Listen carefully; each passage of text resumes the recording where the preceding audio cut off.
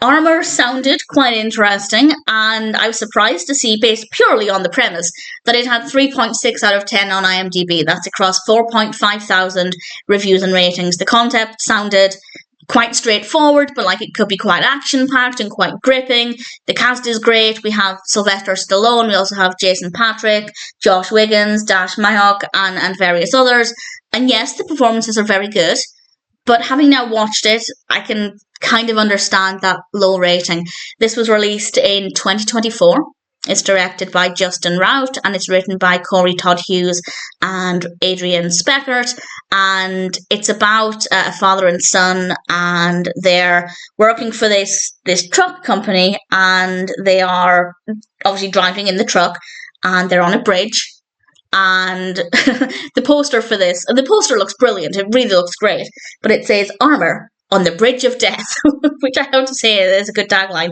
And there are some robbers who trap them on this bridge, and they have to try and escape and survive.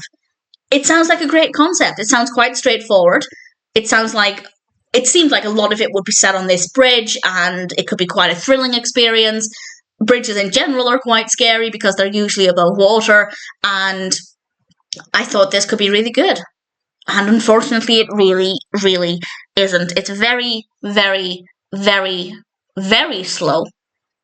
It takes a long time for anything interesting to happen.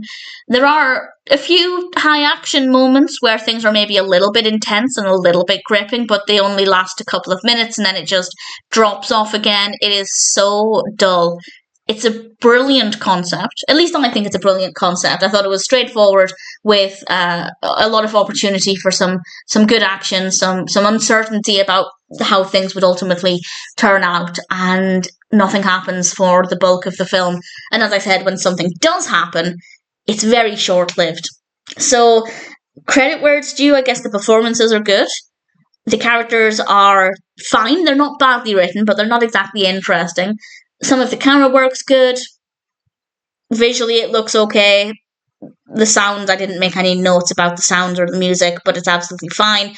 So there are a lot of aspects that are okay, but the narrative is tremendously boring. It is so poorly handled that it's not an enjoyable experience. I'd say maybe 10 to 15 minutes, and I'm plucking this number out of nowhere, but roughly I'd say about 10 to 15 minutes of the film. That amount of time I'd say is okay.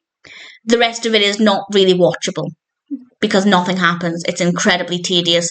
So I do kind of understand that low rating. And as I said, going into it based purely on, well, the description and the cast, I thought it was going to be a little bit better than that.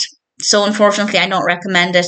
There's not a lot going on here. It doesn't have a lot to offer. There are some aspects that are okay.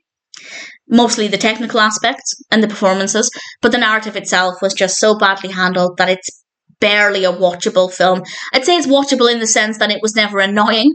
I was never irritated by anything other than the slowness. But that being said, I don't recommend it. I don't think Armour is a good film. I think it had a lot of potential. It could have been a really great experience. And there are a few okay moments here and there. But in general, it's very poorly executed and ultimately not a film that I can recommend.